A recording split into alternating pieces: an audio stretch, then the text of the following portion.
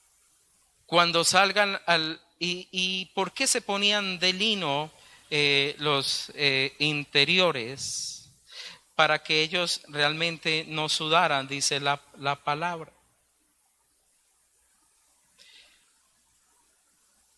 Versículo 18 dice así: y los calzoncillos de lino sobre sus lomos no se ceñirán cosa que los haga sudar. Eso tiene una enseñanza. ¿Cuándo usted suda, hermanos? Pues cuando hace calor, ¿cierto? Pero ¿cuándo es la otra? Cuando uno hace esfuerzo, ¿cierto? Usted suda. Por eso se hace deporte, para bajar de peso, porque se suda. A algunos no les gusta sudar, por eso no bajan de peso. Y comen bombas explosivas. Papas explosivas. Bueno, eso son igual de ricas.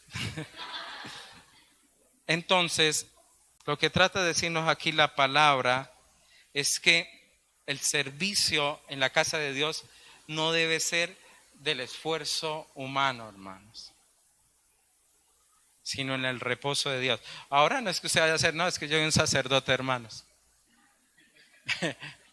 Ore, no, es que estoy en el reposo de Dios. No es eso.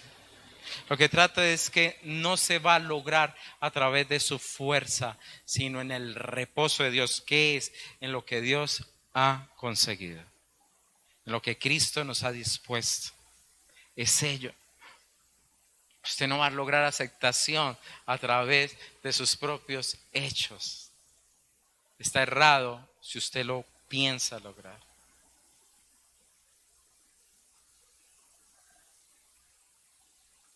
Pero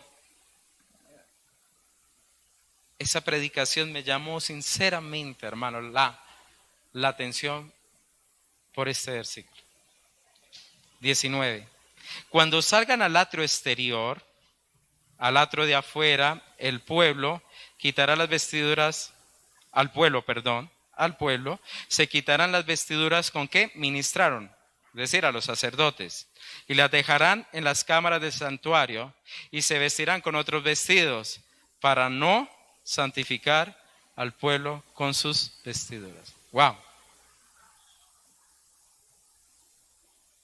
Yo me dije, Señor, ¿qué es todo esto? ¿Qué es todo esto? ¿Por qué? ¿Por qué?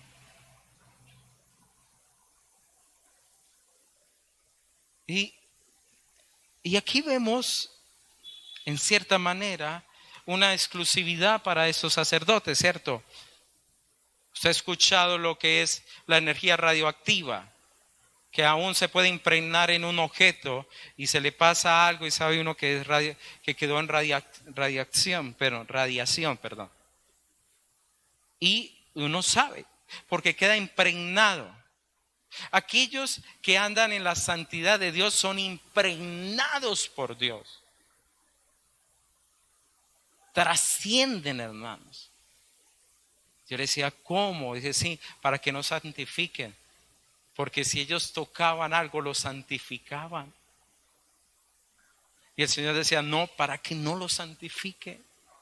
Ahora, queridos hermanos, teniendo en cuenta todo esto, y el último que fue 22, para enseñarle a hacer diferencia entre lo santo y lo profano, les enseñará a discernir entre lo limpio y lo no limpio, a ese sacerdocio. Para eso Dios lo llama. Entonces me hace ver a mí, el último punto que lo voy a dar muy cortamente, ese versículo me hizo ver, entender, que un sacerdocio escogido para nuestro tiempo es un sacerdocio en Jesús. Es un sacerdocio en Jesús. Hermanos, ellos tuvieron que sacrificar animales para hacer la expiación. La palabra nos dice que Jesucristo se presentó una sola vez, no más, y fue un sacrificio eterno. Hebreos 10:10 dice así: Somos santificados mediante la ofrenda del cuerpo de Jesucristo hecha una vez para siempre. Versículo 14 dice, porque con una sola ofrenda hizo perfecto para siempre a los santificados.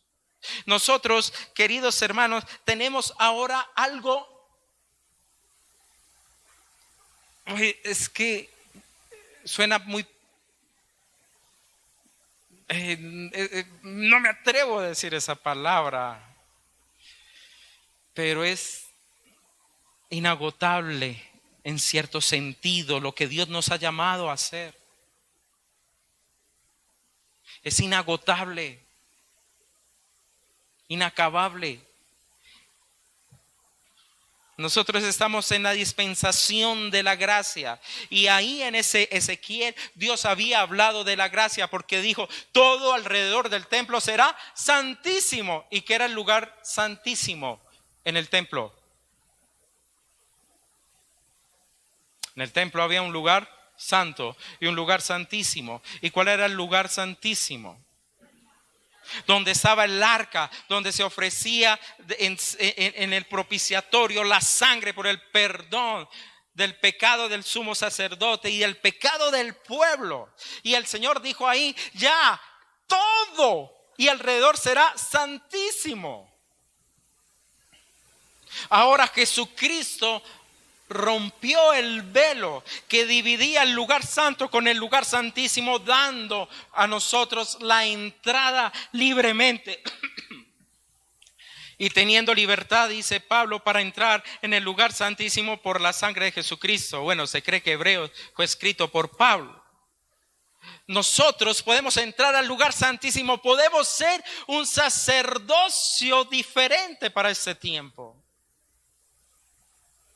Un sacerdocio en el cual el Señor ya nos dice a nosotros, hermanos, salga con las ropas puestas.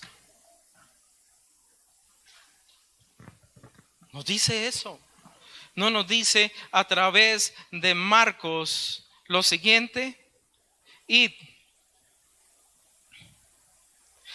por todo el mundo y predicar el evangelio a toda criatura. Al que creyere y fuere salvo, el que creyere y fuere bautizado será salvo, mas el que no creyere será condenado. Y estas señales seguirán a los que creen. En mi nombre echarán fuera demonios, hablarán nuevas lenguas, tomarán en las manos serpientes, y si bebieren cosa mortífera no les hará daño. Sobre los enfermos pondrán sus manos y sanarán. Y sanarán. Y no se hizo realidad eso. No ponía a la gente sobre el camino a los enfermos para que pasase Pedro y con su sombra al menos le tocase. No llevaban prendas de Pablo sobre los enfermos, las colocaban y ellos sanaban. Ahorita no estoy haciendo, hermano, que pues, este cogió este micrófono, el micrófono sanador. No, lo que yo estoy tratando de decir es que en esos hombres la gloria de Dios reposaba. La gloria de Dios reposaba. Y esos hombres marcaron diferencia, pero que entendieron que servían a un Dios santo y magnífico. Pero muchos, queridos hermanos, tenemos un Dios que en ese momento está viendo el mundial.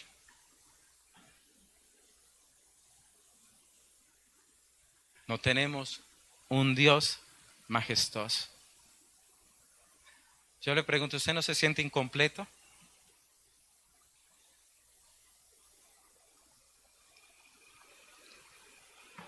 ¿Usted no es consciente que le falta algo?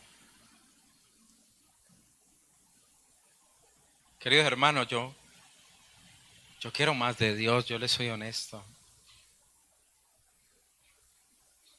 Y el día cuando Dios me llame, que yo me haya ido peor relleno de la presencia de Dios, yo anhelo eso. Hombres que han marcado huella. El Día de las Mujeres como un buen varón sometido. después de haber barrido y trapeado y planchado, estuve en la escuelita con los niños. Allá me quedé con los niños acostado viendo película infantil. Oiga, ¿qué película es la que tienen allá atrás tan buenas? Me hicieron llorar. Y como buen pastor, que no me vean. Pero vi un hombre, Samuel Morris.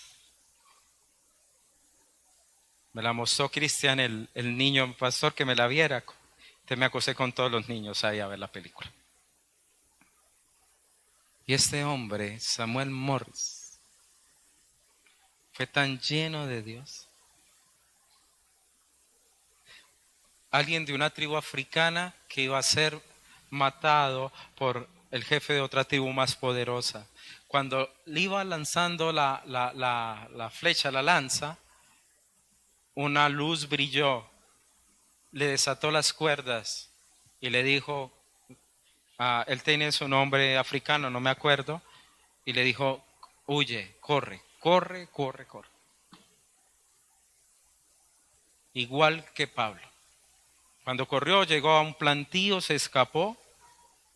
En el plantío se encontró a uno de su pueblo que había escapado. Y cuando él se arrodilló, oró, le dijo, Padre, gracias por traer a él. Y él no entendía porque no sabía del Evangelio.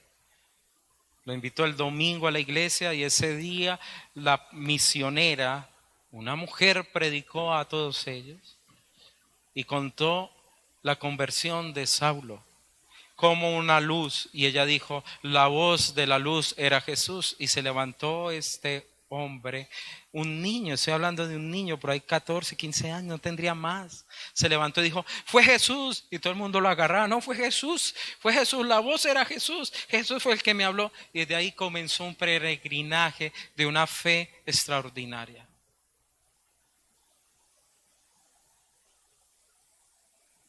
Ese muchacho convirtió hasta el capitán del barco que lo llevó a América, porque él dijo, yo quiero aprender más de Dios, de mi padre. Él decía, de mi padre, para volver a mi pueblo y traer paz entre las tribus. Solamente Jesús lo puede lograr.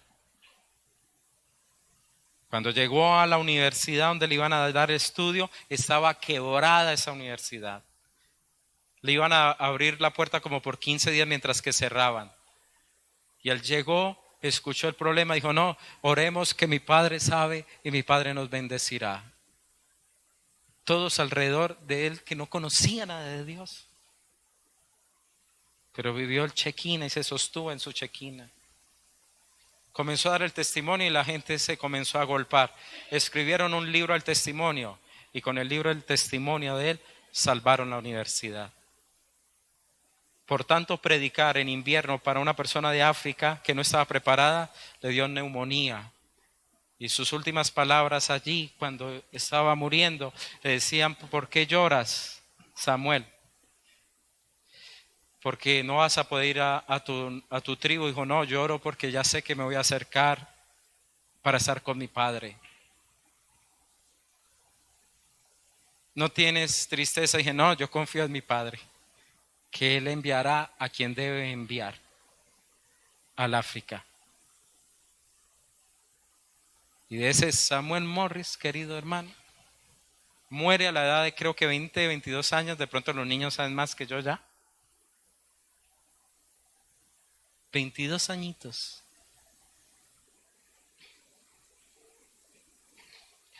Y de su vida, de su testimonio que Dios usó, salieron los misioneros, muchos misioneros para África. Dios envió misioneros a su pueblo. Pero hombres que se hallan en la presencia de Dios. Queridos hermanos,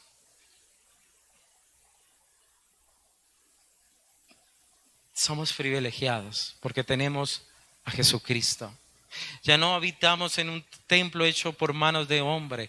Usted es templo de Dios. La gloria de Dios reposa en usted, reposa en mí. Hermanos, que vengan esos tiempos del poder de Dios, del avivamiento de Dios. Que seamos herramientas con autoridad. Que Dios lo use para liberar los cautivos en su nombre. Que muchos sean sanos por usted, pero no a la manera suya, sino a la manera de Dios. Y que usted diga: es la gloria de Dios en mi vida. No soy nada, Él es mi gran complemento. Todo en Él es consumado. En Él soy completo. Por favor,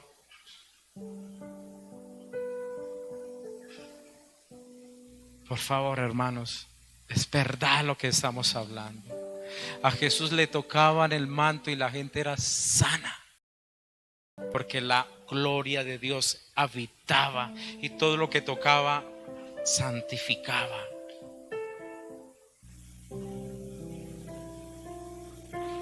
Creo que necesitamos más de Dios. Que Dios ponga en nosotros realmente el hambre, como el ciervo brama por las corrientes de las aguas. Que Dios ponga hambre realmente. Y no, hermanos, simplemente un cristianismo de asistencia. Porque usted no va a marcar diferencia. Es más, cuando pase al lado de un endemoniado, el endemoniado lo va a saludar y le va a dar hasta un pico, hermano, y usted ni discernirá entre lo bueno y lo malo. Cuando venga, diga: en este lugar hay presencia y autoridad de Dios.